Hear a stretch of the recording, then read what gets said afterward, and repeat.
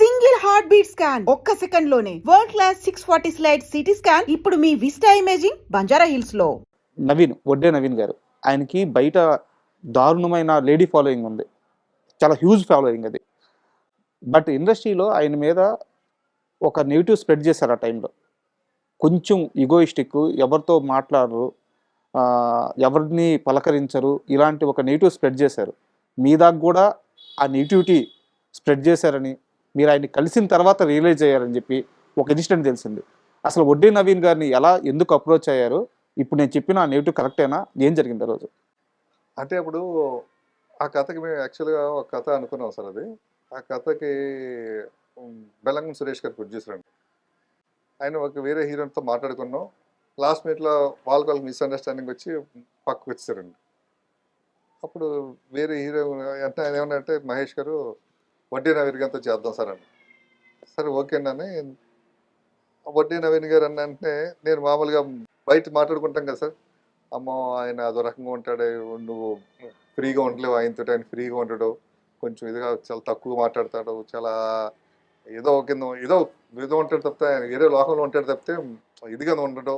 ఉండింది ఆ టైంలో ఈ టాక్ ఉండిందా? ఆ టాక్ ఉందండి. ఓకే. ఆయన అంటే బై బర్త్ గోల్డ్ స్పూన్లో పుట్టాడు కదా, అలా ఉంటుంది కదా, ఇలా ఉంటుంది, అది ఇది అని అది చెప్తుండేవారండి. సరే ఇంకా నేను ప్రొడ్యూసర్ ఓకే చేసుకున్నారు. ఇంకా కథ వెళ్ళి చెప్దాం అనేసి వెళ్ళి నేను ఆకుల శివ గారు రైటర్, అప్పుడు ఇద్దరు వెళ్ళి కథ చెప్పాను. కథ చెప్తే తన కథ నచ్చింది. నేను నా మైండ్లో ఆయన గురించి చెప్పారు కదా సార్, మనకు తిరుగుతూ ఉంటుంది కదా సార్, ఆయనతో ఎంత మాట్లాడండి. అవును. నాకు ఆయనలో ఏం కనిపించలేదండి. ఆ కామెడీ సీన్స్ వస్తే నవ్విపోడు, ఈ సీన్ వస్తే నవ్విపోడు అని అన్నీ అయిపోయిన తర్వాత వెళ్ళినప్పుడు డైరెక్టర్ గారు, మీరు ఒకసారి పర్సనల్గా రండి నా దగ్గరికి, మనం పర్సనల్గా వచ్చి మాట్లాడదాం అన్నాడు. మళ్ళీ ఇదేంటి బాంబు రా అనుకున్నానండి. వెళ్ళిపోతే మళ్ళీ నెక్స్ట్ డే ఆయన రమ్మన్న టైంకి నేను వెళ్తే చాలా ఫ్రెండ్లీగా, శ్రీకాంత్ గారు నాతోటి ప్రేయస్ రవి చేస్తుంటే ఎంత ఫ్రెండ్లీగా ఉండేవాడైనా అలా ఫ్రెండ్లీగా మాట్లాడడం. సార్ ఈ సీన్ ఎలాగ అనుకుందాం సార్, ఈ సీన్ ఎలాగ అనుకుందాం అంటే, ఇంకా ఆ సీన్ ఎలా అనుకుంటున్నాను, దీనికి మాట్లాడుతుంటారు మాట. అంటే నేను విన్నంత రాంగ్ అండి. అప్పుడు అనిపించింది మరి అందరిని తరచుకుంటూ పొలుపు అంటారు కదా, ఆయన డేట్స్ ఎవరు అడుగుంటారు, లేకపోతే ఏదో ఉంటారు, కుదరినప్పుడు ఇంకా ఇలాగా మాట్లాడి ప్రచారం చేస్తుంటారు తప్పితే ఇంకా రెండోది ఏం కాదని అనిపించిందంటే, వెరీ నైస్ ఫెలో అంటే జెంటిల్మెన్, వెరీ జెంటిల్మెన్ అంటే. నాకు నేను చేసిన హీరోల్లో నాకు శ్రీకాంత్ గారు ఎంత ఇష్టమో, వడ్డీ నవీన్ గారు కూడా అంత ఇష్టం. మీరు చెప్పారా సార్ మీ గురించి? ఇలా చెప్పి నవ్వుకున్నాడు నేను. అంటే అనుకుంటే నాకు నా వర్క్ కూడా వినిపిస్తుంటదండి అప్పుడప్పుడు అన్నాడు ఆయన. అండ్ ఇంకో విషయం ఏంటంటే, ఇప్పుడు మీరు ఎలా అయితే చాలా సంవత్సరాల తర్వాత రీఎంట్రీ ఇస్తున్నారో, ఆయన కూడా అలాగే రీఎంట్రీ ఇవ్వబోతున్నారు. సినిమా ప్రొడక్షన్ లో ఉంది, త్వరలో రిలీజ్ కాబోతుంది. అవును సార్, అవును. నేను మొన్న చూసాను సార్, నాకు తెలియలేదు, మొన్న ఈ మంచి పేపర్లో తింటూ చూసేది, కానీ మంచి హిట్ అవ్వాలి సార్ ఆయనకి. అండ్ త్రివిక్రమ్ గారి గురించి 2 సార్లు మన ప్రస్తావన వచ్చింది.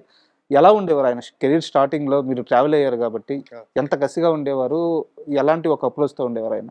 నేను ఆయన చూసివ్వండి సార్, ఆయన్ని బాగా చదువుకున్నాడు, వెల్ ఎడ్యుకేటెడ్ అండి. ఓకే. హైలీ ఇంటెలిజెంట్ అండి. నేను అనుకుంటుండేవాడిని, తనకి ఛాన్స్ వస్తే వేలేస్తాడు అంటే, అంతే. నాకు అప్పుడే తెలుస్తుంది కదా, వాట్ ఈజ్ వాట్ అని తెలుసు అనుకుంటాం కదా. నేను ఎన్నోసార్లు అంటుండేవాడిని. ఆయన పేరు అప్పుడు శ్రీనివాస్ గారు, శ్రీనిగారు అనేవాడు. శ్రీనిగారు మీరు వస్తే మీరు దుంతా ఊరుకోండి సార్, ఊరుకోండి అనేవాడు. అలా నా ప్రేయస్ రవి సినిమా రిలీజ్ అయిన తర్వాత, నా ప్రేయస్ రవి టైంకి ఏంటంటే ఆయనకి వేరే సినిమా అవకాశం వచ్చిందండి, రైటర్గా అవకాశం వచ్చిందండి.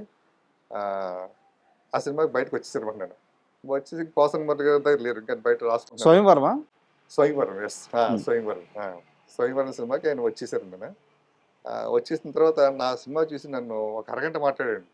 తర్వాత ఇద్దరం కలిసి వాళ్ళ రూమ్కి వెళ్తుండే వాళ్ళని. ముఖ్యంగా ఏంటంటే ఈ విషయం కూడా మీకు చెప్పాలి, నేను ప్రేయస్ రవి సినిమా స్క్రిప్ట్ అంతా అయిపోయిన తర్వాత కూడా సెట్స్లో జరుగుతున్నప్పుడు కూడా ఒక్కొక్క సీను పోసన్ గారి దగ్గర నాకు ఇది పోసన్ గారి కన్నా ఇంకోటి బాగుంటుందేమో అనేసి అర్ధరాత్రి ఎవరికి తెలియకుండా శ్రీనివాస్ గారి రూమ్కి వెళ్ళివ్వమాట, త్రివిక్రమ్ రూమ్కి వెళ్ళివ్వండి. సో ఇక్కడ పంజాగుట్టు ఉంటుందండి. ఆయన పాప ఆయన కరెక్షన్ చేసి చూడండి, నేను భలే ఉంది సినిమా, మహేష్ గారు భలే ఉందని. ఆ తర్వాత ఆయన సినిమా చూసిన తర్వాత, మహేష్ గారు నేను అంటాను కాదు కానీ మీరు కథ కన్నా తీరం అద్భుతంగా తీశారు, కథ కన్నా తీరం పిక్చరేషన్ చాలా బాగుంది. అది ఆ మాట పోసన్ మురళి గారు కూడా అన్నారు అన్నమాట. అది నా కథని అద్భుతంగా చూపించేవాయి నువ్వు అనేసి. అలాగా నాకు ఆయనతో బాగా ర్యాప్ ఉండేదండి ఒక టైంలో. అప్పుడు ఆయన పక్కన సునీల్ గారు ఉండేవారా? ఉండేవారండి. అదే రూమ్ లో ఉండేవారు కదా, కలిసి ఉండేవారు. అంటే ఒక మంచి ఇన్సిడెంట్ వాళ్ళిద్దరి మధ్య మీరు చూసింది ఏమైనా ఉంటే చెప్తారా? అంటే వాళ్ళిద్దరు అంటే ఇంకా ఫ్రెండ్స్ అంటే అలా ఉండాలి, నిజమైన ఫ్రెండ్స్ అంటే ఇలా ఉండాలి. కలిసి తాగడం, కలిసి తినడం. అంటే పోసన్ త్రివిక్రమ్ శ్రీనివాస్ గారు ఎక్కడ హోటల్ రూమ్లో ఉన్నా కూడా నైట్ ఇద్దరు కలిసే భోజనం చేసేవారు. లేకపోతే ఈయన అక్కడికైనా రమ్మనేవారు, లేకపోతే వర్క్ అయిపోతే నాకు ఎక్కడికైనా తప్పితే విడివిడిగా మాత్రం ఇప్పుడు తినడం నేను చూడలేదు సార్. సూపర్, అంత గొప్ప ఫ్రెండ్. ఆ ఫ్రెండ్స్ని నేను ఇండస్ట్రీలో చూడలేదు, బయట ఓకే కానీ ఇండస్ట్రీలో చూడలేదు. ఇండస్ట్రీలో ఆర్టిఫిషియల్ ఫ్రెండ్స్ నేను చూస్తుంటాను కదా, మనం ఇటు కొట్టామనుకోండి ఒకటే ఫ్రెండ్స్ ఉంటారు, మనం గ్యాప్ వచ్చింది అనుకోండి ఫ్లాపుల్లో ఉన్నప్పుడు ఒకటే ఫ్రెండ్స్ ఒకటే రకంగా ఉంటారు. మీరు బాండింగ్ మాత్రం అలాగే ఉంది. ఈ సినిమా నేను వేరే ప్రొడ్యూసర్స్ అనుకుంటే ఎవరు సెట్ అవ్వకపోతే నేనే దిగాను. అవును, నేనే దిగి 5 నెలలు అయిపోద్ది అనుకున్న సినిమా, అంటే 5 నెలలు అవుతుందన్న సినిమా 3 సంవత్సరాలు పట్టింది. భాగ్యరాజు గారి కొడుకు సినిమా. దాంట్లో బ్రహ్మానందం గారితో మంచి కీలకమైన క్యారెక్టర్ సార్. అడగంటే ఎక్కువ చేసాడు సార్. డబ్బులతో రెమ్యూనరేషన్ కూడా మాట్లాడలేదండి. అప్పుడు ఆయన ఆ రోజున అప్పుడు హైయెస్ట్ పేమెంట్ అయిందండి. అప్పుడు 1,50,000 అంతా తీసుకునేవారండి. డబ్బులు తర్వాత చూద్దాం, ముందు డేట్లు చెప్పు అని చెప్పేసి ఆ డేట్లు అండి. తర్వాత నేను అనుకున్న షెడ్యూల్ పోస్ట్ పోన్ అయిపోవడం, అలాగే అయిపోవడం. నాకు తర్వాత నేను ఏదన్నా సరే పక్కా స్క్రిప్ట్ రెడీ చేసుకుని 60 రోజులు అనుకుంటే 50 రోజులు తెస్తాండి, 50 రోజులు అనుకుంటే 45 రోజులు తెస్తాండి, పక్కా చేసుకునండి. అటువంటిది ఇక్కడ నాకు చేతిలో పక్కా స్క్రిప్ట్ లేదండి. కథ ఉంది కానీ ఆయనే రాయాలండి, డైలాగ్స్ ఆయనే రాస్తారండి. ఆయన డైలాగ్ రాస్తాడు, ఆయన డైలాగ్ రాసిన ఆయన లొకేషన్లో ట్రాన్స్లేషన్ చేయించుకుని మళ్ళీ ఆ తమిళ స్మెల్ రాకుండా డైలాగులో మళ్ళీ తెలుగు స్మెల్ రావడానికి కూర్చొని రైటర్ పక్కన కూర్చొని రాయాలండి. టైంకి కూడా ఇవ్వలేదంటే స్క్రిప్ట్. అదే కదా సార్ నాకు ప్రాబ్లం, అదే కదా అయిందండి. ఆయన ఏంటంటే లొకేషన్కి వస్తారు సార్. ఇప్పుడు సీన్ ఉంది, సీన్ ఏంటో నాకు తెలుసు, దాని తగ్గట్టు సెట్ ప్రొపరేట్ రెడీ చేసుకుంటాం. ఆయన లొకేషన్కి వచ్చిన తర్వాత లొకేషన్లోకి వచ్చిన సీన్ రాదు. ఇక్కడ ఉంది, కెమెరా ఉంది, ఈ లైట్ ఉంది, ఇది ఉంది, ఈ ఐ డ్రీమ్ మీడియా బోర్డు ఉంది పెట్టి, ఇది డైలాగ్లోనో దాంట్లోనో వచ్చేలా రాస్తాడు అండి ఆయన. ఓకే, ఆయనకి వచ్చి ఆయన రాసి సీన్ రాసి 3 గంటలు 4 గంటలు పడుతుందండి. అక్కడ 8 గంటలకు సెట్లో ఆయన వస్తే 10, 11, 12 అవుద్దండి. 12 గంటలకు ఆయన ఇచ్చిన తమిళ్లో రాస్తారండి. ఆ తమిళ్లో మళ్ళీ మాకు వేరే ట్రాన్స్లేటర్ ఉంటాడండి, ఆ తమిళ్ని తెలుగు ట్రాన్స్లేట్ చేసేస్తాడు. ఆ తెలుగు ట్రాన్స్లేట్ చేసి ఇచ్చిన ఆయన మళ్ళీ అయిపోయింది కదా సార్. అప్పుడు డైలీ పేమెంట్లే కదా సార్. అప్పుడు అవును, కోట శ్రీనివాసరావు గారికి 1,00,000 రూపాయలు, షిండే గారికి 1,25,000 రూపాయలు, బ్రహ్మానందం గారికి 1,00,000 రూపాయలు, ఇలా ఉంటాయి రేట్లు. అవి మనం చేసినా చేయకపోయినా ఆర్టిస్టులు వచ్చారు కదండి, మనం డబ్బులు ఇవ్వాలి కదా. నేను 50 రోజులు అనుకున్న సినిమా 115 రోజులు చేసాను సార్ ఆ సినిమా. 3 ఇంతలు. అదొక కథ.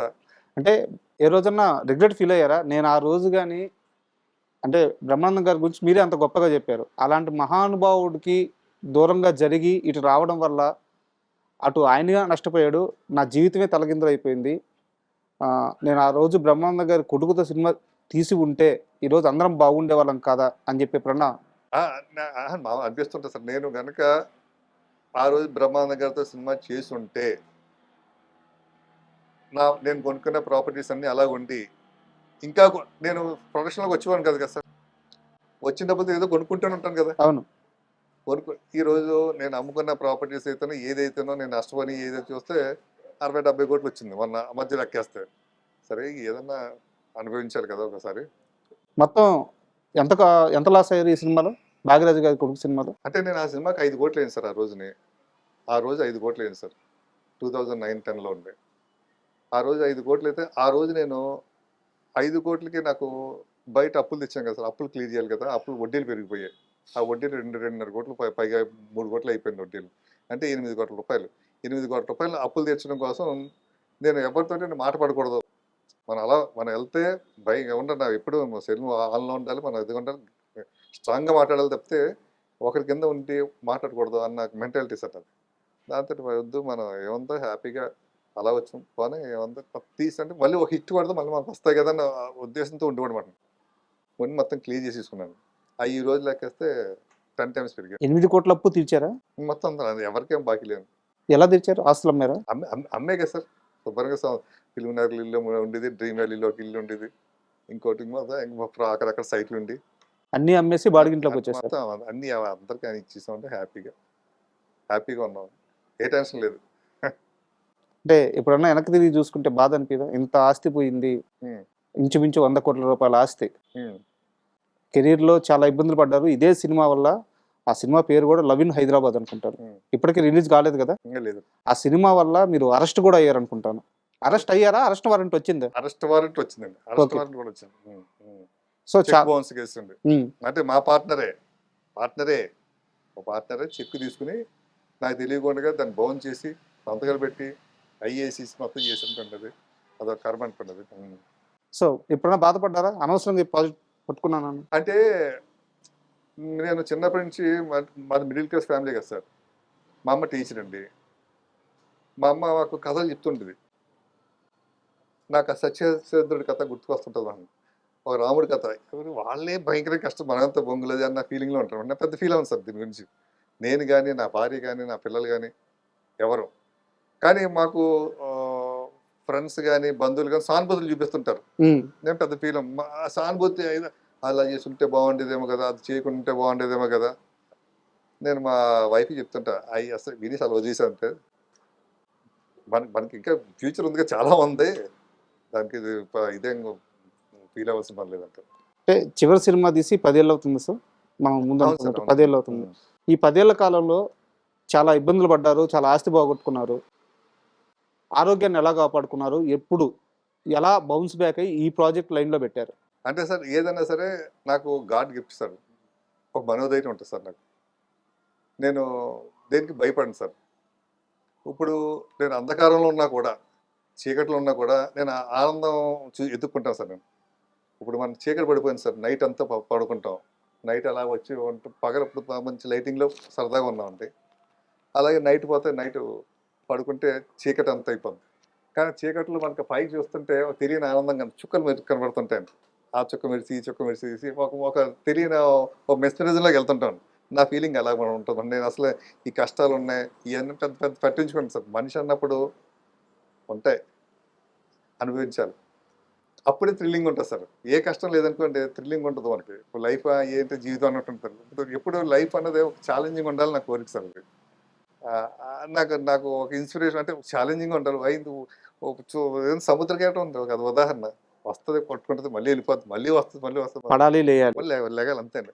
ఇప్పుడు సముద్రకే కెరటం లేదనుకున్న సముద్రం మనం చూడం కదా సార్. అసలు దాని అందం లేదు కదా సార్. అది లేచి కొట్టుకుంటే అంటే దాని అందం అండి. జీవితం కూడా అలాగే ఉండాలి సార్. అలాగా అండ్ మహేష్‌తో పాటు అతని టీమ్‌లో అంటే మీ కింద పనిచేసిన మీ అసిస్టెంట్స్ ఎవరైతే ఉన్నారో వాళ్ళందరూ ఇప్పుడు గొప్ప గొప్ప పొజిషన్స్‌లో ఉన్నారు. అందరూ చాలా వరకు డైరెక్టర్లు అయ్యారు. అసలు ఎవరు మీ అసిస్టెంట్స్ ఎవరు ఆ రోజుల్లో? అంటే నాకు అసిస్టెంట్స్ నేను ఎప్పుడు అనుకోండి సార్. నేను ఎవరన్నా కూడా ఈ రోజుకి నా దగ్గర పనిచేస్తున్నారు కూడా నా తమ్ముళ్ళు అనుకుంటాను, లేదా నా బిడ్డలు అనుకుంటాను.